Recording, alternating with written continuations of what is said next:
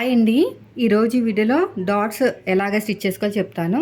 చూడండి, కటింగ్లో నేను ఎలాగైతే మార్కింగ్ వేసుకున్నానో అలాగే కుడుతున్నాను అనమాట. కటింగ్ ఎవరైనా చూడకపోతే చూడండి, చాలా వీడియోస్లు ఉన్నాయి మనకి ఎలా కటింగ్ చేసుకోవాలి ఏంటని. ఫస్ట్ వచ్చేసి దీన్ని ఇలాగ సగానికి ఫోల్డ్ చేసుకోవాలి. ఇలాగా ఇక్కడ ఈక్వల్గా రావాలి, ఓకేనా. దీనికి తిన్నగా ఇక్కడ ఇలా పట్టుకోవాలన్నమాట. ఇక్కడ ఈక్వల్గా ఉండాలి. సో ఇప్పుడు చూడండి, ఇలా పెట్టేసుకుని స్ట్రేట్గా స్టిచ్ వేసుకుని వెళ్ళిపోవాలి, అంతే, ఇంకేమి లేదు. దీని తర్వాత ఉక్సుపట్టి కాజాపట్టి దగ్గర డాట్ ఆల్రెడీ టక్ పెట్టుకున్నాం కదా, పాదం నుంచి డిఫరెన్స్ తోటి. పొడుగు వచ్చేసి 2.5 షార్ప్గా కావాలి మాకు అనుకుంటే 2.5, అంటే దగ్గరగా వచ్చేస్తే మనకి చెస్ట్ అనేది షార్ప్గా వస్తుంది. కొంతమంది షార్ప్గా వద్దంటారు. తర్వాత వచ్చేసి ఇలాగా మనకి ఇక్కడ ఈక్వల్గా ఉండాలి. దీనికి ఇలా పట్టుకోవాలి, ఓకేనా. ఇది పట్టుకుంటూ వస్తే చాలు. ఇక్కడ ఈక్వల్గా ఉండాలి, దీనికి తిన్నగా ఉండాలి. ఇక్కడ కూడా పాదమించే, అంతే, అయిపోయింది. చూడండి ఎంత బాగా వచ్చేసిందో. షేప్ అనేది ట్రయాంగిల్ షేప్ లాగా రాలేదా మీకు? ఓకేనా, అలా వస్తుంది అనమాట. చూడండి ఇలాగా. ఇప్పుడు నెక్స్ట్ ఇది కూడా అంతే, ఇలా కరెక్ట్గా పెట్టేసుకోండి. ఇలా నీట్గా షోల్డర్కి తిన్నగా ఇలా షోల్డర్ కరెక్ట్గా పెట్టేసుకుంటే మీకు ఎక్కడ ముడతలు రావు. చూసారా, ఇలా కరెక్ట్గా పెట్టేసుకుంటే మీకు ముడతలు అనేవి రావన్నమాట. ఇక్కడ ముడతలు వచ్చినాయి అంటే మీరు కటింగ్ సరిగ్గా చేయలేనట్టు. తర్వాత ఉక్సుపట్టి కాజాపట్టి దగ్గర ఉన్న డాట్,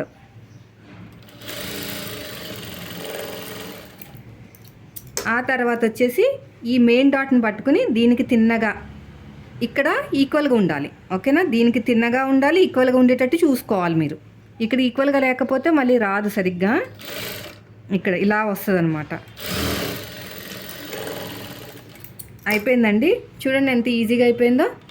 చూసారా, షేప్ అనేది ఎంత బాగా నిలబడిపోయిందో. అంటే క్లాత్ నిలబడే క్లాత్ అయినా సరే వేసుకున్న తర్వాత కూడా ఇలాగే ఉంటుందన్నమాట. ఇప్పుడు షేప్ బెల్ట్ కోసం వెళ్దాము. షేప్ బెల్ట్ చాలామందికి డౌట్ వస్తూ ఉంటుందండి, అసలు మాకు సరిగ్గా రావట్లేదు, ఉల్టా సీదా పడిపోతుందని. ఫస్ట్ వచ్చేసి ఒరిజినల్ క్లాత్ తీసేసుకోండి.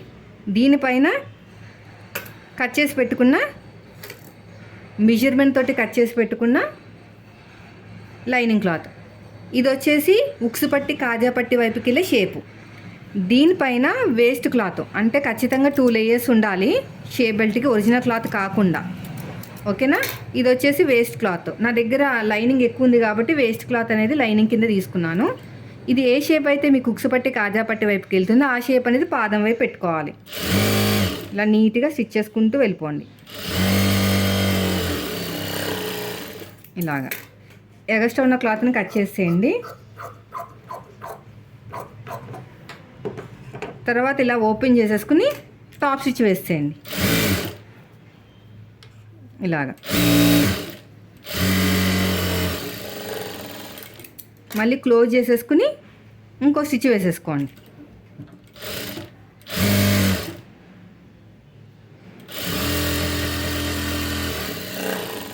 అయిపోయింది. చూసారా ఎంత నీట్గా వచ్చేసిందో. ఇప్పుడు ఎగస్ట్రా ఉన్న క్లాత్ని కట్ చేసుకోవాలి.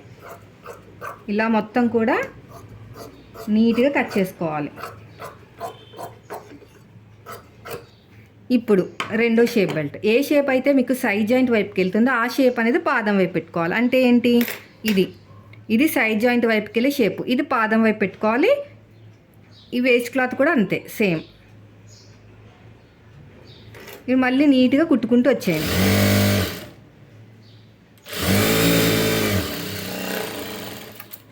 ఎగస్ట్ ఉన్న క్లాత్ని మొత్తం కూడా నీట్గా కట్ చేసేయండి.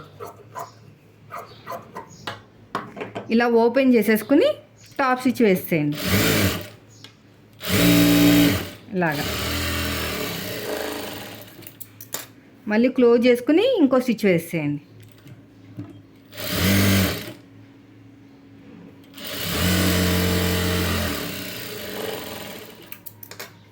అయిపోయిందండి. ఇప్పుడు ఎగస్ట్రా ఉన్న క్లాత్ నీట్గా కట్ చేసేద్దాము. సో మీకు ఉల్టా సీదా పడకుండా ఉంటుంది అనమాట, కరెక్ట్గా వచ్చేస్తుంది. ఇప్పుడు షేప్ బెల్ట్ని జాయిన్ చేసేసుకుందాం. ఎలా జాయిన్ చేసుకోవాలి, ఇది ఉక్సుపట్టి కాజాపట్టి వైపుకే షేపు ఇదనమాట. దీన్ని ఇలా పట్టేసుకుని ఒక 2 లేయర్స్ ఇలా పెట్టేసుకుని రఫ్ ఇచ్చేసేయండి. రఫ్ ఇచ్చేసి నీట్గా పాదం ఇంచు డిఫరెన్స్ తోటి స్టిచ్ చేసుకుంటూ వచ్చేయాలి. ఇక్కడ మెయిన్ డాట్ పాదం వైపుకి ఫోల్డ్ చేసేయండి. ఇక్కడ కూడా అంతే. ఇలా ఓపెన్ చేసేసుకుని గోరుతో గీక్కోండి. గీకపోయినా పర్లేదు. మళ్ళీ ఇలా క్లోజ్ చేసేసుకుని ఇలా ఫోల్డ్ చేసుకోవాలి. ఇలాగా రఫ్ ఇచ్చేసేయండి. ఇలా నీట్గా ఫోల్డ్ చేసుకుని స్టిచ్ చేసుకుంటూ వచ్చేయాలి.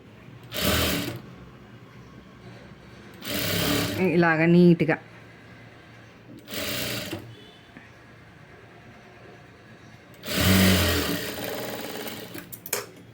అంతే. ఎగస్ట్రా ఉన్న క్లాత్ నీట్గా కట్ చేసేయండి. ఇక్కడ కూడా అంతే. అయిపోయింది.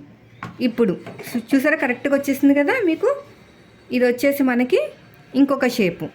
ఇది ఇటు వస్తుంది అనమాట. కరెక్ట్గా వచ్చేస్తాయి. మనం ఇలా కుట్టుకుంటే కరెక్ట్గా వచ్చేస్తాయి. ఇప్పుడు ఇలా పెట్టేసుకుని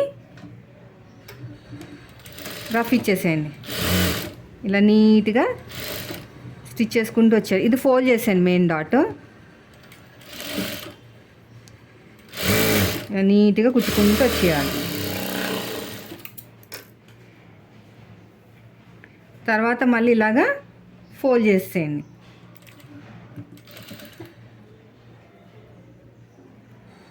ఇలా నీట్గా ఫోల్డ్ చేసుకుంటూ రావాలి. ఇలా మొత్తం కూడా.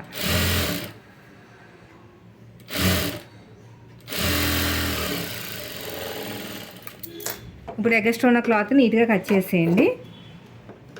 ఇక్కడ కూడా అంతే. అయిపోయింది. చూసారా ఎంత బాగా వచ్చేసిందో. చూడండి చాలా నీట్గా వచ్చేస్తుంది. ఇంకో స్టిచ్ వేస్తాను. ఇక్కడ కొంచెం ఉబ్బెత్తుగా వచ్చినట్టుంది. అంతేనండి. మీరు కూడా ఇదే మెథడ్లో కుట్టుకున్నారంటే పర్ఫెక్ట్గా వచ్చేస్తుంది. వీడియో నచ్చితే లైక్ చేయండి. Thank you for watching.